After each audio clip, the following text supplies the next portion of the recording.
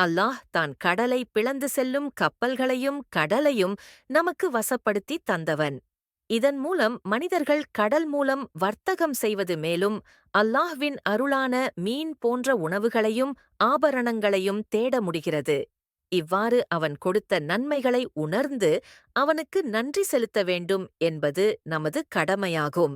மனிதர்கள் இன்று காணும் கடல், அதன் அலைகள், அதில் இயங்கும் பெரிய கப்பல்கள் என அனைத்தும் அல்லாஹ்வின் கட்டளையால் மட்டுமே இயங்குகின்றன.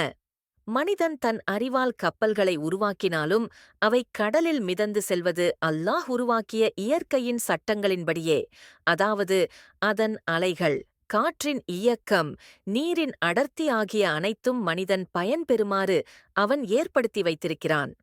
இதனால் மனிதர்கள் கடல் வழியாக வணிகம் செய்கிறார்கள். தூர நாடுகளிலிருந்து உணவுப் பொருட்கள், ஆடைகள், தொழில்நுட்பங்கள் போன்றவற்றை கொண்டு வருகிறார்கள். கடலையும் காற்றையும் இயற்கையையும் மனிதன் கட்டுப்படுத்த முடியாது. அவை அல்லாஹ்வின் கட்டளையில்தான் இயங்குகின்றன. எனவே மனிதன் தன் அறிவைக் கொண்டு பெருமைப்படாமல் அவனது சாதனைகளின் பின்னாலுள்ள அல்லாஹ்வின் ஆற்றலை உணர்ந்து அவனுக்கு நன்றி செலுத்த அல்லாஹ் நம் அனைவரின் மீதும் அருள் புரிவானாக. ஆமீன்.